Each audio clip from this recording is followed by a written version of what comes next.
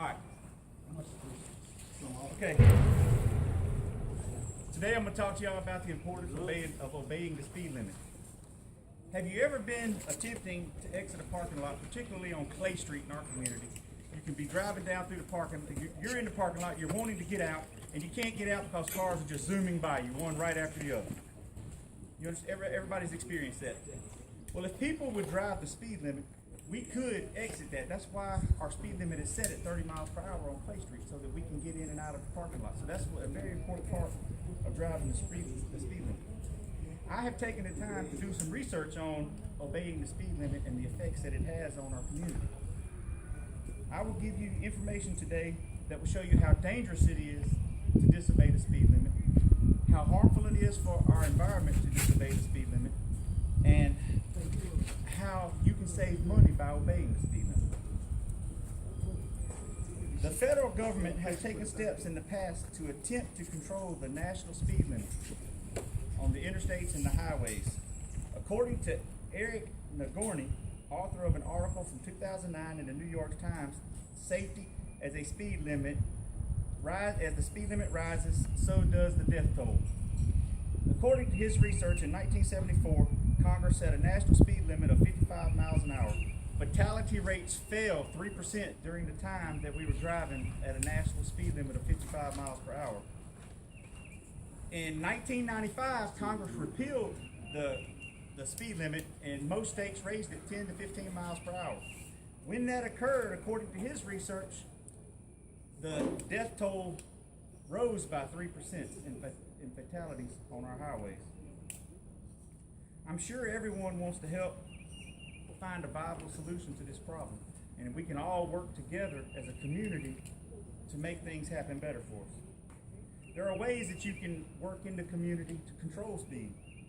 You can be observant of the speed limits when you're riding through our neighborhoods and on our streets that have lower speed limits. That way, it's just much safer. There are children playing on the streets. You don't have to worry about hitting them. Another thing you can do is when you're on the interstate, you can set your cruise control to the posted speed limit. When you do that, you're going to save fuel, which is going to be money in your pocket, and you're also saving emissions in the atmosphere.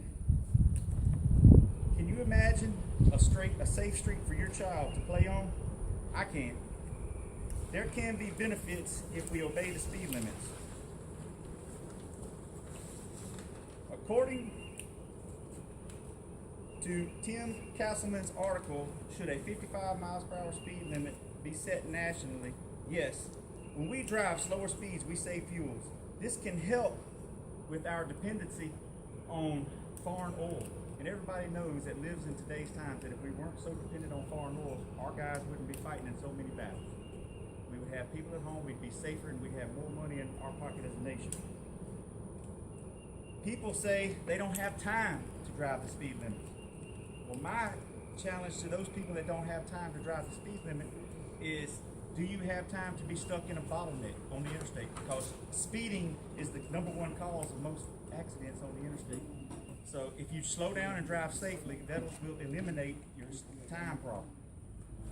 According to Christina Del Val's article, A Nation of Speed Demons, the higher speed limit only causes people to drive faster. If you set the speed limit to 75, people are going to drive 85 because they don't think they're going to get a ticket. Our local governments would benefit from a lower speed limit, and if people would obey the speed limit, because we wouldn't have to spend so much money on traffic enforcement. We would be able to put those officers to use doing other things, like protecting lives and saving lives and keeping your property safe. According to the Governor's High Safety Association webpage, 5 reasons you should not speed.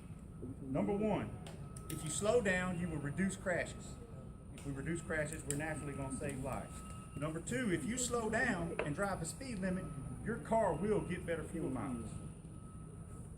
If you slow down and drive the speed limit, you're not going to use as much fuel, and you're not going to be emitting as much CO2 into the atmosphere, which is going to be great for the greenhouse effect. It will also save you from getting a speeding ticket. And #5, I don't know if many of you know, but if you get a certain amount of speeding tickets in a certain amount of time, you build up points on your driver's license, and the state can take your driver's license away from you for having too many speeding tickets. In conclusion, I have talked to you today about the facts that go along with speeding and the good things that it can do for our economy and for your pocketbook if you would slow down. I want to leave you with a thought today. You are ultimately responsible for the actions and the consequences of those actions every time you get into your vehicle. So please be careful when you leave here today and drive the speed limit, because it may be your child that's trying to cross the street and you run over them. Thank you. Good. Good job. Good.